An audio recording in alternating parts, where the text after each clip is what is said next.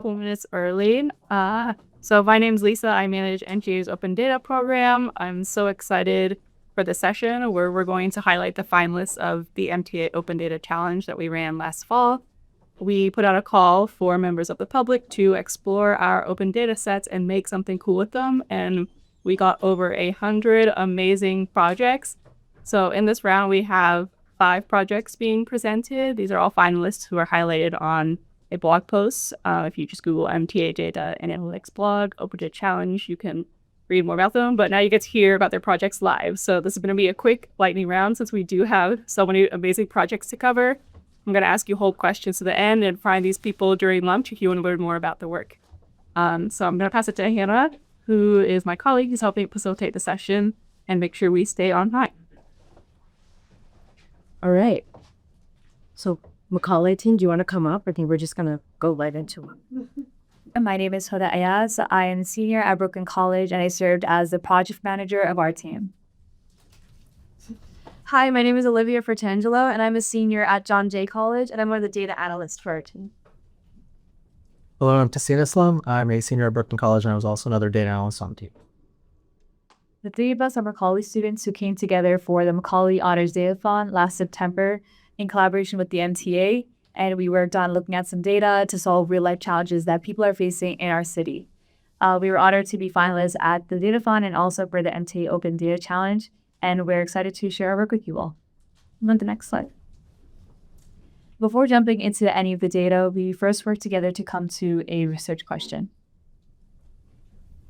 According to our research, approximately 10% of New Yorkers require accessibility accommodations, and most New Yorkers make use of public transportation through the MTA. This includes students as well.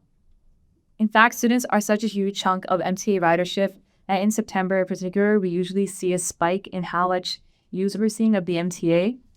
But at the same time, the MTA is far from perfect. We often experience delays or technical outages that prevent students from getting to school on time. Considering that nearly 35% of public school students were chronically absent just in the last school year, it becomes even more important for us to make sure that we make it even easier for students to be able to get to school. Next slide. So from here, we were able to come to our research question. Are current accessibility standards at subway stations near specialized high schools adequately supporting students, especially those with disabilities? Next slide.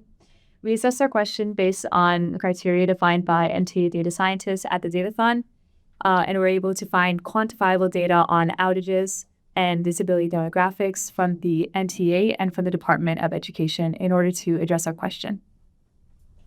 Next slide. We started to address our question based on 3 main questions. First, by seeing what stations are near each of the specialized high schools that we were looking at, then seeing what the accessibility standards are currently at those stations, and then finally to see what each school's need for accessibility is in order to bring this information together and answer our question. So now moving on to the implementation. You can go. Okay. So first, we'll be discussing the implementation of the DOE demographic data. So we were trying to find data on specialized high school students. So we went to the DOE website and found this demographic snapshot. And the demographic snapshot included data on students in DOE elementary, middle, and high schools. So we had to narrow down this data to only what was relevant to our research question. So next slide. So here you can see our entire project was done in Python and Python notebooks on Google Colab, Collaborate. And some of the libraries we used are NumPy, Pandas, Matplotlib, and Scikit-learn. So first we had to clean the data, make sure there were no null values. Sometimes working with government data can be a little bit tricky because it's not specifically clean data, not taking out the null values. So we did that. And then we also narrowed down to make sure that the categories were relevant. So the rows and columns were only regarding students with disabilities and these specialized high schools. Next slide. So this is the data before. We did data cleaning before we filtered out the rows and columns. And next slide. This is the DOE data after. So please note that there's 9 total specialized high schools in New York, but only 4 of them are included here because that was just what was included in the demographic snapshot. So we'll be working with 4 high schools for the remainder of the analysis. Next slide. So along with all of this DOE data that we saw, we also wanted to find MTA open data sets that had information about elevator and escalator outages at train stations across New York City. So we were able to find this one data set that had every single train station in New York City. It had all of the escalator and elevator outages from 2015 to 2024 there. And we were able to connect the schools and find, okay, like these are the train stations near these schools that most of the students are using, and these are the outages at these stations at these schools. So these are the stations or the outages that are most affecting the students here. So we want to take all of this data and combine it to see, you know, what is affecting the students most here and where are the mostly students being affected across borough, across school, all that. Next level. Yeah, so we used multiple data sets together and we had to combine everything into a clean fashion. So we did a lot of data cleaning to make sure that, like, okay, we're just taking the past 5 years, because the past 5 years has good, decent data. We wanted to clean out all of the stations that were far away from schools and just use the ones that were close to schools, because that's what's relevant to the problem that we identified. And we also just wanted to make sure that we had the correct outages that we were looking at. So there's two classes of outages in these data sets. The first is scheduled outages, where the MTA had planned these outages saying, like, okay, we're going to do maintenance this time, so we're going to take this elevator out of service. And then there's also unscheduled outages where some issue happened, maybe some problem happened, and then it was unplanned, and they had to take it out of schedule. So having those two and also just the total outages, we were able to make a lot of plots and analyze how it was throughout the different boroughs, throughout the different stations. Next one. So now moving on to our analysis. Next slide. So here you see the analysis of the DOE demographic data. So this is the percentage of students with disabilities at each of the high schools we analyzed from 2019 to 2024. So the only school that saw a consistent level of percentage of students with disabilities and then a slight decrease was Staten Island Tech. You'll also notice later in the MTA data that Staten Island is not included because there are actually there are no train stations actually near Staten Island Tech High School.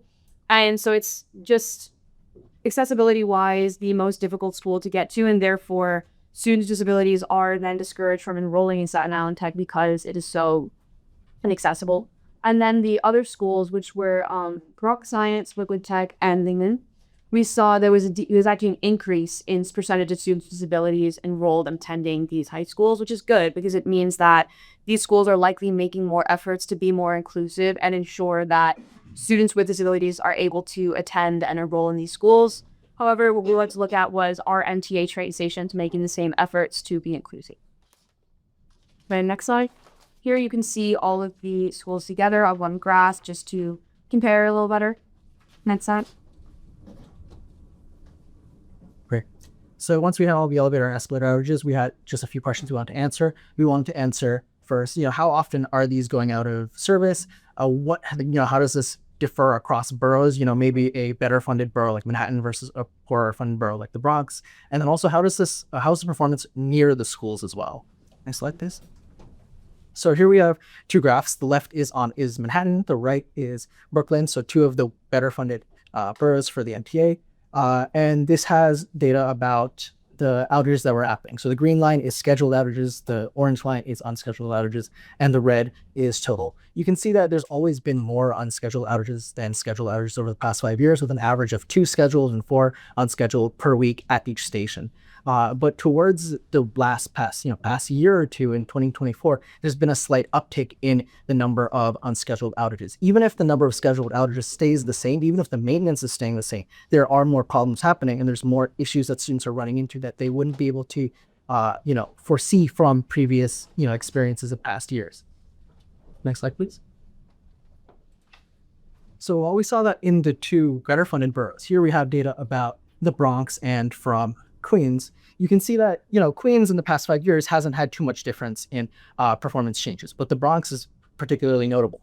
From 2020 to 2023, the number of scheduled and unscheduled outages at the stations have been pretty similar. But in the past year, there's been a big difference where there has been a dip in the number of scheduled outages, even though the unscheduled outages has been the same. Now, while we don't have enough data to find a definitive reason for why that happens, a big thing that might be the reason is there might be less funding going towards it now. So there's less funding to schedule outages, there's less funding to make sure that the stations are working properly. But, we can't have that, right? If we're having less maintenance in these poor areas, then this is going to continue to have a snowball effect. And over the years, we're going to see this, just get worse and worse and worse for the community, like for the people who are using these stations. Next slide, please. We also want to take a look at two specific schools. So Stuyvesant High School, which is located in Manhattan. You can see here the closest station to Stuyvesant High School that most streets are using are Chambers Street. And almost all of this outages at Chambers Street are unscheduled outages, right? Students are not able to predict like, oh, during this time there might be an outage. It's just happening at all these times. And sometimes it goes even as high as 40 outages in the month.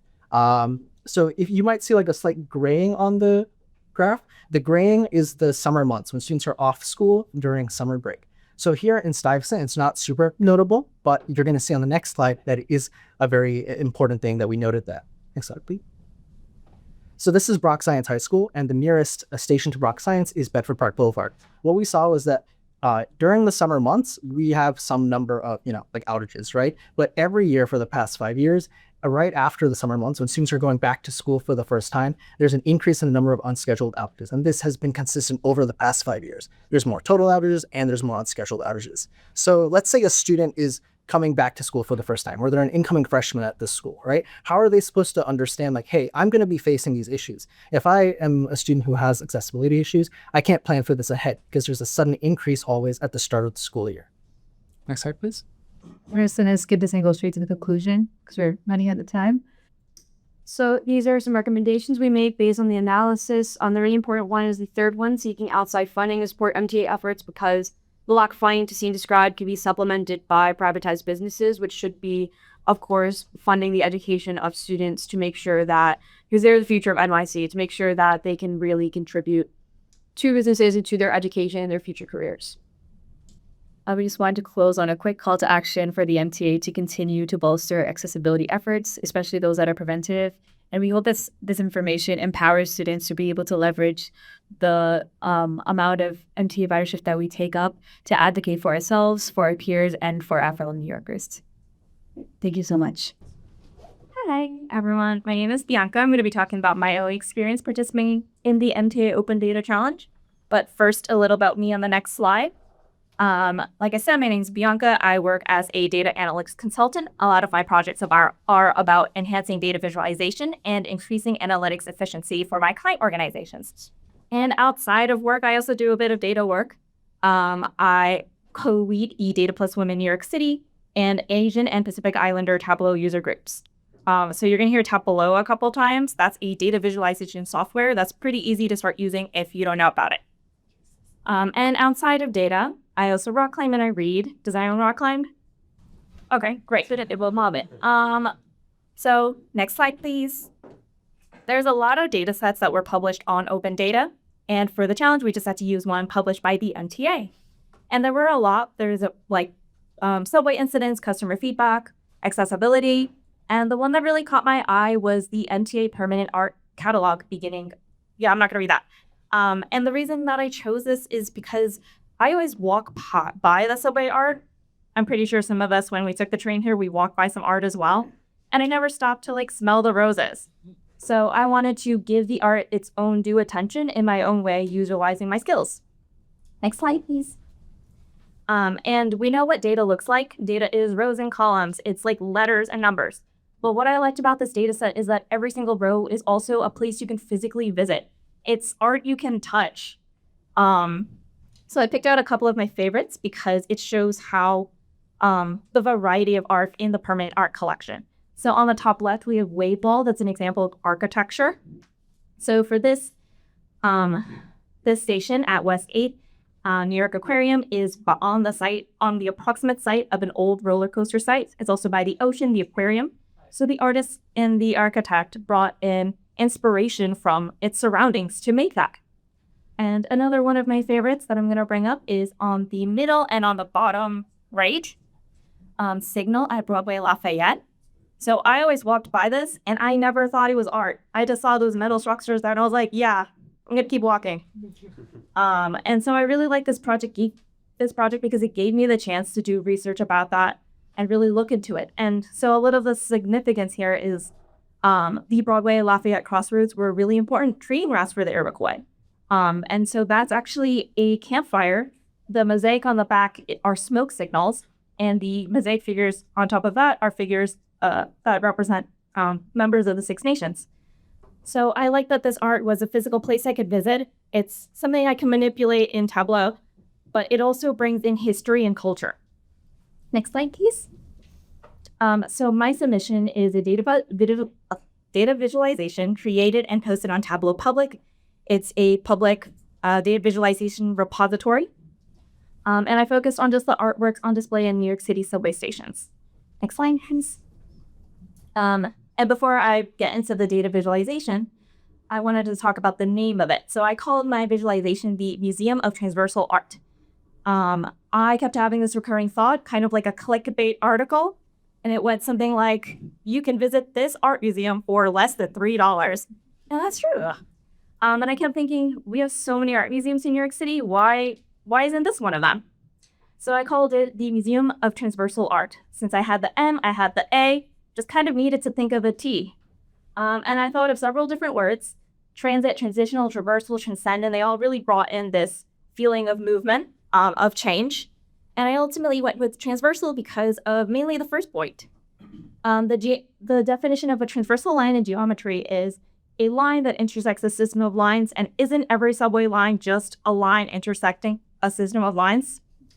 There's a couple of other reasons, and then this also gave me an excuse to make a really cute logo copying the MTA, where the A is an easel on my version on the left there. Thanks. Okay, I'm going to do a little demo of my Tableau visualization since it is hosted online. So first, what we're looking at here is almost kind of like a classic dashboard look, and I also really wanted that subway map on my visualization.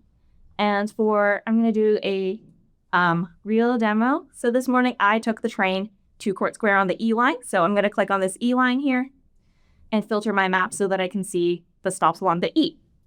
And there are really small dots where there's a station with no art, and then a larger dot for stations where there is art. And there was a piece of artwork, at least one, at Court Square 23rd Street where I got up this morning. So I clicked on that dot, and that filtered this list here where I can learn more about temple quad reliefs and stream.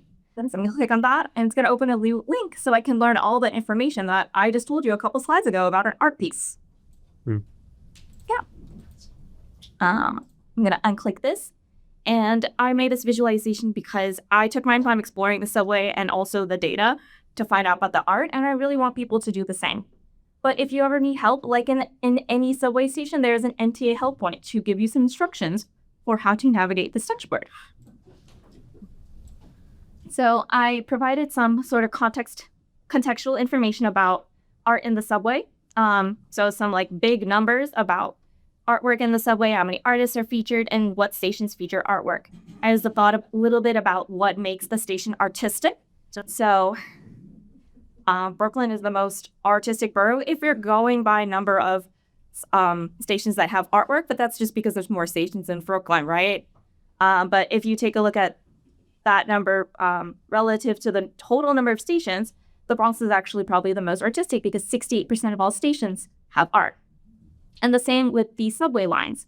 So the 2 line has the most stations featuring artwork, 38 out of 49 stations, but it's actually the Q line where most of them, 93% of all the stations, feature art. So the next focus of my visualization is about the materials of transversal art. So for those, a little bit of context, all of the art in the permanent art collection uses the same materials that the subway is made out of. So along in that same vein, I wanted to take something that I found out in the data and use it in my visualization. So I found that over 3/4 of the permanent artworks are mosaic pieces made out of glass and ceramic. So I made my own data mosaic where each little piece here represents a piece of artwork, and it's colored to the material that it's primarily made out of. And so if I were feeling really confident about my geographic ability, I would look at this, I'd hover, oh, here's a glass piece in Queens on the NW lines, and I'd scroll up, find the station, click it, and then find the link and read more about this artwork, and then maybe go visit it in person. And so what I discovered here is that in Manhattan has the most variety of materials, including paint, sound, even lighting elements. And then the most common ones were glass, ceramic, and metal. That's what the subway is mostly made out of. And you want your subways to be durable, and you want your art to be durable as well. And for those of us who can't immediately calculate how many pieces there are, I included bar charts to help people figure out, 60% of all art is made of glass, but in the Bronx, it's 80%. Next, I wanted to take a look at where every piece of artwork was. So there's a number of different kinds of subway stations, and I ordered them here, reusing the mosaic idea from least exposed to the elements and then to most exposed to the elements. So the subway is entirely underground. That's this first type, and it also has the most variety in art materials. And the last is at grade, which is just fully exposed on the ground, and that's 100% glass. And so I noticed that the more exposed the station is to the elements, the higher percentage that the artwork there is made of glass. Some theories about that: they're probably easier to clean, easier to install, easier to maintain. I just wanted to talk a little bit about the results from participating in MTA Open Data Challenge. One was, I'm here today, so obviously I was named as a finalist, and I was also called most comprehensive view of the data. I hope this helped you see why that is. Second, because I posted this online to Tableau Public, they choose a viz of the day every day, and I got chosen right after that was announced. And then thank you. There's one more. And the Data Visualization Society runs a competition every year for the Information is Beautiful Awards. You can self-submit your work. So I submitted my work to be considered, and it made the long list. So in April, I'll be waiting to hear if I made the short list. Maybe not. And then they'll announce the winner at some point, and I won't care anymore at that point. So last slide. I'd love to connect. My LinkedIn is on the left, and my Tableau Public, where you can see this visualization, is on the right. But I highly recommend seeing my visualization on a computer. The mobile view is not great. Thank you.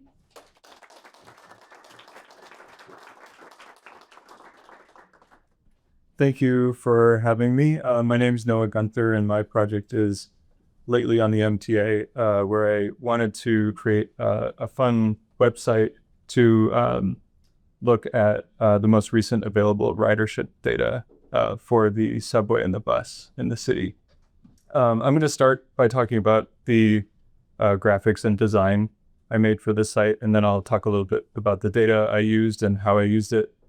And finally, how I used the API available for these data sets to keep the data fresh, and how I eventually created a web app to optimize the API usage.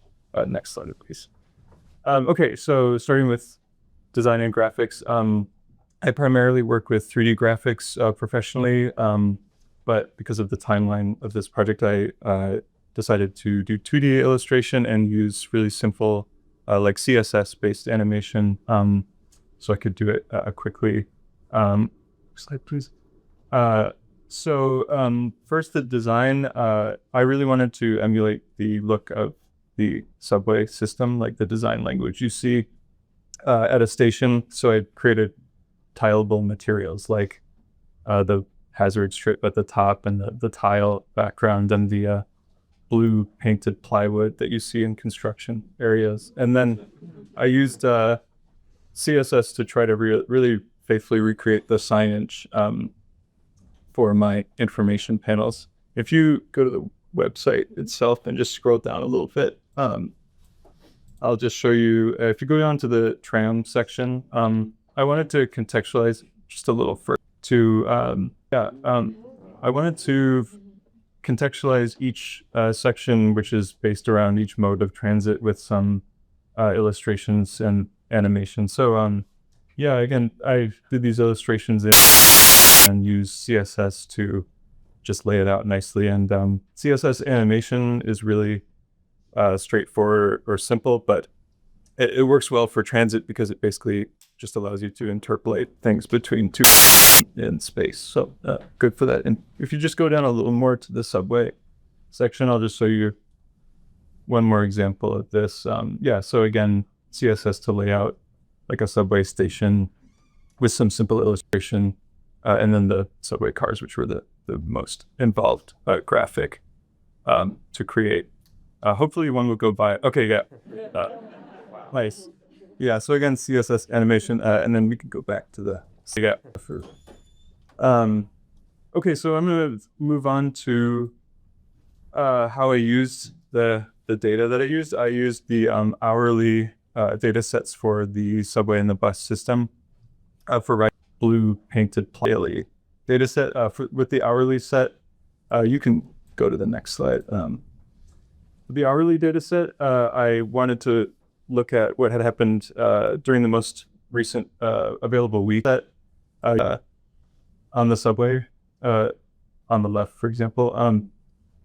So you can see, like other presenters, I used Matplotlib with Python to get the data from the API and then to add up all the ridership from each station and present this graphic. And I noticed as I was doing this that it was kind of difficult to line up when these big events, these big spikes in ridership, which correspond with like 9 a.m. and 5 p.m. on work days, they were kind of hard to line up with the timeline across the bottom. So I mess around with Matplotlib and create kind of heat map coloration that makes it a little easier to tell where those events are taking place. Okay, next slide, please. I also wanted to look at something raw ridership numbers. I wanted to compare things like stations or bus routes by popularity. The graphic on the left is bus routes, the top 15 this particular week of ridership. You can see the whole list of every available route or station on the site. And then a few similar things for a year. So things like average ridership for the entire previous year by day of week on the right there. Okay, next please. Okay, and then finally I'm going to talk about how I used the API to keep this data fresh since it's lately on the MTA. I wanted to make sure it was showing you only what was most recently available from these data sets. And as I was doing this, I realized that the API requests I wanted to have happen were just the volume was too high to do the way that I initially wanted to. So I set up a simple web app that would take care of those 5 p.m. on work days. So if you're like me and you haven't worked with data API like this much before, I found this intimidating at first, but I just wanted to quickly, how this API request for the tram ridership, for example, is happening, because I found it was actually pretty straightforward and fun to work with once I got the hang of it. So essentially here, you just have, this is one URL for the API request that's broken down into each section. So I have the address of the API endpoint at the top. This is coming from the subway hourly data set, which also includes the tram. It's nice. You have your API token unique to your app, and then you can start to filter it by parameters like transit mode. So here we're only returning the tram data. We're limiting it to data between the date week start and date most recent, which are just timestamps that are formatted earlier in the Python script. And then sorting it in descending order so we know we have it in a useful order. And that plugs into Matplotlib, and basically just you get that graphic on the right. Okay, next please. So finally, as I was doing this, I was initially thinking I could do something like have your browser, when you visit this website, connect to the API endpoint and make all these requests so that you would know 100% this is the most recent data possible. But I pretty quickly realized that was untenable just because of the scale, the volume of API requests I wanted to do to get all this data. So what I found as a workaround was I found this great website called Python Anywhere, where you can upload a Python script like the one I'm using for this. And you can set it to run, say, once a day, which is what my script is doing. And as the script runs, it does all those API requests. There's no need for it to be particularly fast, which is great, since we're not like visiting the website and then expecting it to populate immediately. So that script runs, it formulates all the data into the JSON you see on the left, which is what lately on the MTA uses, accesses for the data on the site. And then it also uses that matplotlib to spit out all the graphics on the right. So when you visit lately on the MTA, this is everything that is returned by that web app, and it should be about a 1 day late at most, and well optimized for the API. Okay, last fix. Okay, thank you. This is my website and my email. I think making sure we tell accessible and interesting stories with this kind of data is more important than ever. And if you want to reach out about a project or anything else, please do. Thank you.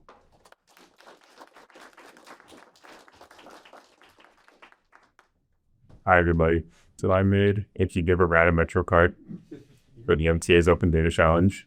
I had a lot of fun making this, and I'm very happy that the MTA also had fun reading it. You can read it on the QR code. Don't rush to scan it. I'll flash the video at the end. But mainly just a little digital zine that presents some like subway ridership data and connects some weather data to it, just to in like a fun kind of engaging way. This isn't going to be a live reading, but I am going to talk about the process and why this exists. Next slide, please. But yeah, so it may not seem like it, but this did take a surprising amount of analysis to make. On the GitHub, there's a link on the page the QR code points to onto a GitHub repo that has a mess of Jupyter notebooks that, if you're curious, you can go through.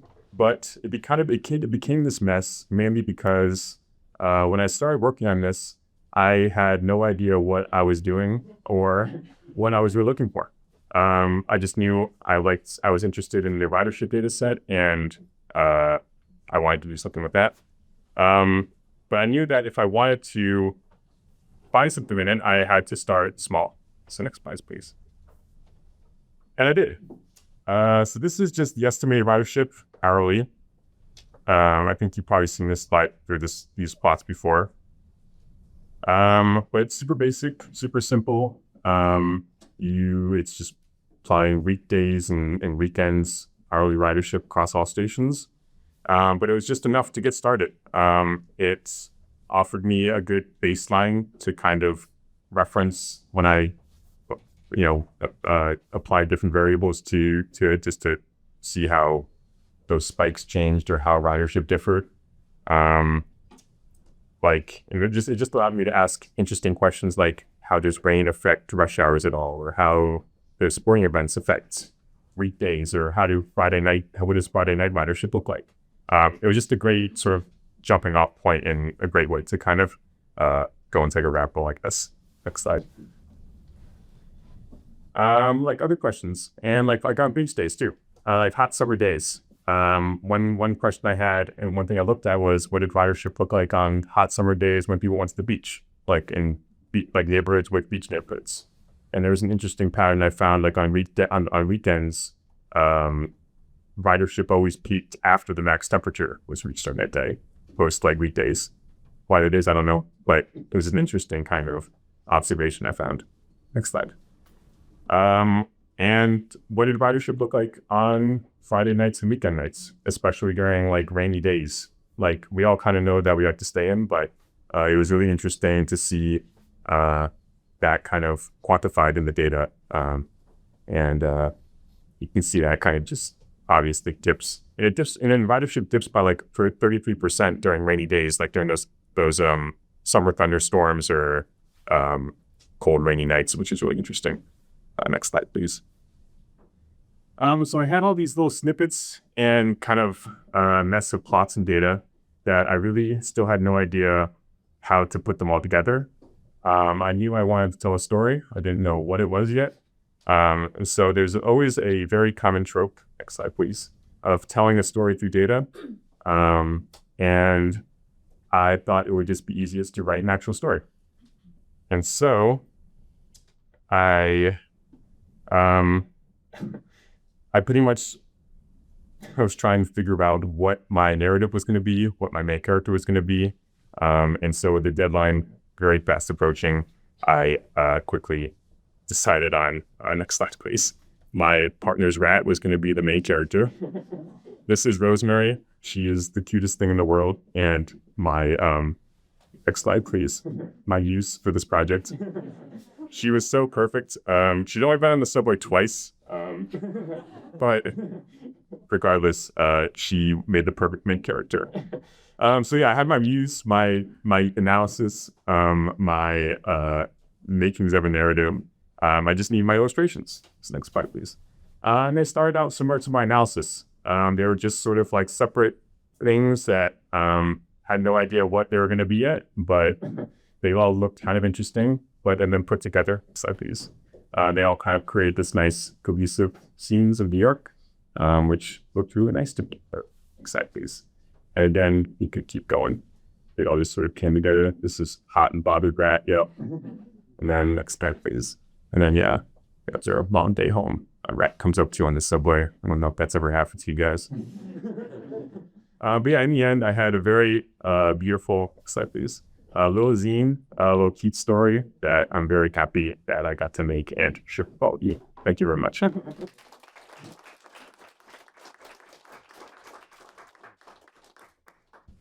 everybody. My name is Marc Zitelli, and I am one of the contributors on the Subway Stories project. Unfortunately, my collaborators couldn't be here today, but I am going to do my best to share our project. So yeah, we were super proud of our entry, which was honored as the most creative storytelling in this, although I think Will might have given me a run for my money. So as I'll show you soon, our project pairs a beautiful interactive map showing where people are coming from and going to on the subway, as well as 5 journalistic stories that follow different communities as they move throughout the city. Now, before I get into the project, I want to start off by making a point about the power of narrative. Next slide, please. What you see on the screen are a handful of tweets I gathered while putting together this talk. Prominent political figures and everyday people alike are all weighing in on a hot-button issue. Is crime out of control in New York City and on the subway? Now, I am not here to talk about politics or answer this question directly, although I'm sure a lot of us have some pretty strong feelings about this. But you can see that people are bitterly divided about the truth of the matter. And with all this noise, can you really blame people for not knowing what to believe, especially people from out of town? Crime in particular is a tricky concept because it refers not just to 1 or 2 or 3 events, but a whole constellation of events that occur at a scale way too large for any one person to really comprehend. One of the most powerful tools we have for understanding these sort of large-scale phenomenon is data analytics, and it's a necessary tool.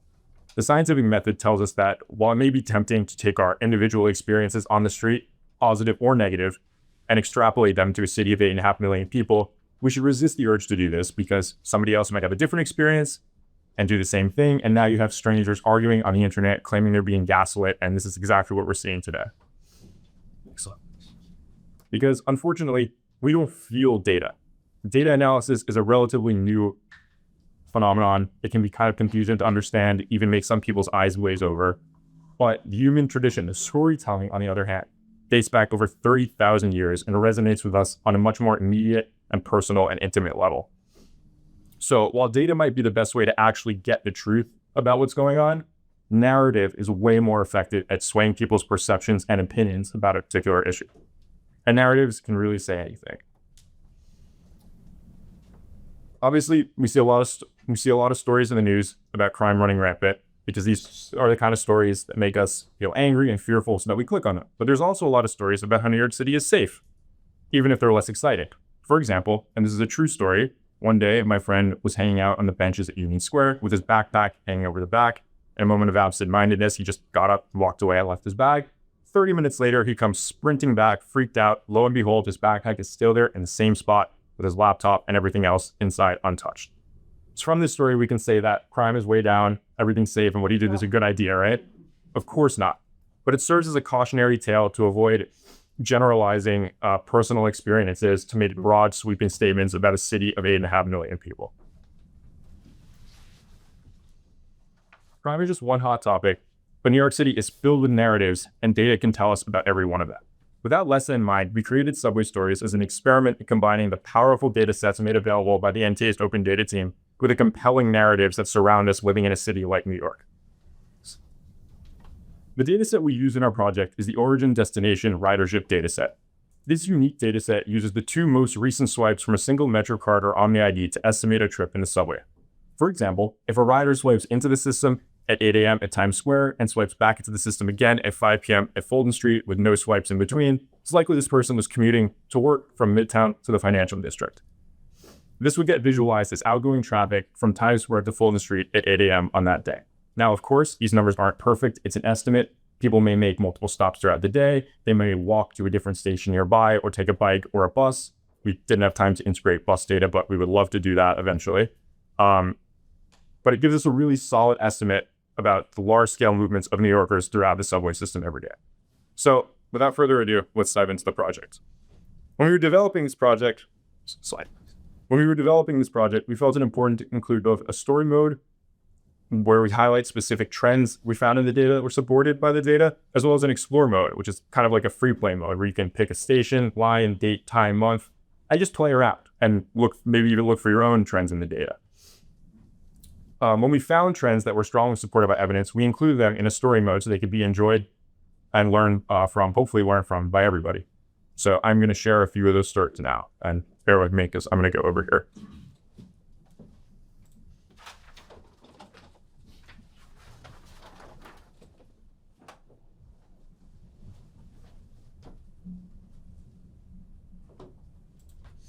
So a great example of this kind of storytelling can be seen in our Tale of 5 Chinatown story, which I'm sharing with you now. When we were first analyzing the data, we noticed an abnormally large amount of people commuting from Bensonhurst in Brooklyn down here to Grand Street in Manhattan pretty early in the morning on the weekend. We weren't really sure what was causing this, but after doing some research and talking to a few of our friends that lived in Bensonhurst, we learned that a lot of young Chinese New Yorkers go travel to visit older family members and enjoy like a dim sum breakfast meal with those family members. So what you're seeing here is incoming traffic on the Grand Street BD line right in the heart of Chinatown at 8 a.m. on Saturday morning. That's a pretty solidly large amount of people making that trip. And what you can see down here are the various, stops and stations and people making that trip from different parts of Bensonhurst, even Sunset Park, and different areas of Brooklyn. It's pretty cool to see a story like this that has a relatively small scale when compared, to a system that has an average of 4.5 or 4 million riders every day. That this is still clearly visible in the data. And this is why we wanted to create the story mode so we could highlight these kind of stories, no matter how small or large, so that everybody can enjoy and learn from them. And speaking of large stories, the next story I'm going to share is massive. And while it may be pretty apparent to most of us, I still think it's one of the most interesting stories, and it's the story of how New York City works.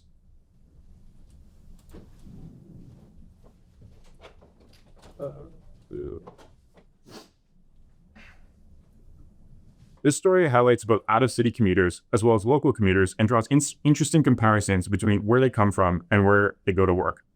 The story starts by looking at the large influx of traffic coming into the city through massive gateways, commuter gateways like Penn Station, Port Authority, and Grand Central Station, but also illustrates locals commuting to many of the same business districts. If we look at incoming traffic at Grand Central, Times Square, and Penn Station, Port Authority, we can see the truly massive numbers of people coming in. And this is just at 8 a.m. This is just 1 hour. There's, almost over 20,000 people coming into the city to commute. And this is honestly probably an underestimate.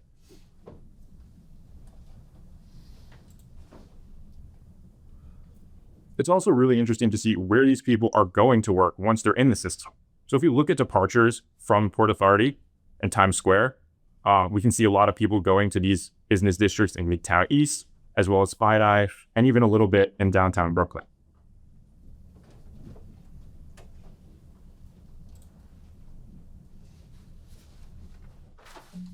if we examine some of the stations in Midtown East more closely, like this Lexington Avenue 51st, 53rd Street station, we can see a nice mix of both out-of-city commuters coming from some of these places we just looked at, as well as more local commuters coming from Uptown, Upper East Side, Yorkville, parts of Queens, and even a little bit from Lower Manhattan and downtown Brooklyn.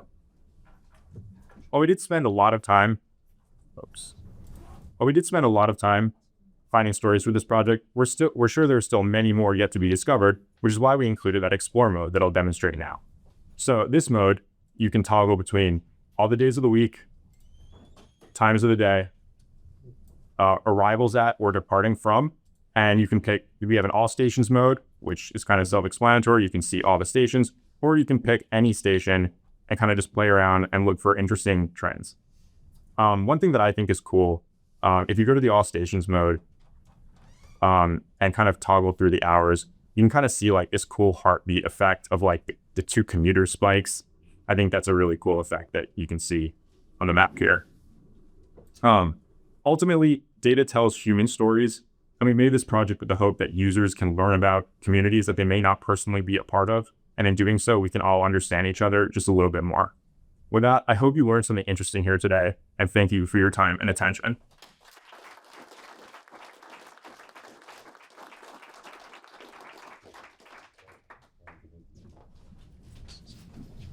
Can we get one more round of applause for all? Okay, I was so anxious about us running over time, and now we have 10 minutes. Do you guys want to do some questions? Do people have questions? Do people want to just go eat lunch? I think lunch is next. Can you maybe talk a little bit more? Oh, sorry. Oh, sorry. Go ahead. What? Oh. I have a question about the first group's presentation. So, amazing presentation. I work in like, I do a lot of like voter behaviors and elections, and like a lot of the work that like that we kind of having gaps with in finding with data in terms of data is like voters with disabilities. Like, can you give me a rundown of like what? I'm not sure if the data set, you guys specify what the data set was. I might have missed it. Could you clarify to me a bit more about that data set, please? Yeah, it feels the slide for it. Yeah, it was a demographic snapshot of DOE schools, so it was middle, elementary, and high schools. But yeah, I'll see what it is. So this data set provided upon a DOE. yeah, and it wasn't just disability rated, but that was part of the data set that we were looking at. Number of students enrolled with disabilities, and then percentage of students enrolled with disabilities in each high school. Yeah. Oh, I see it. The deep blue.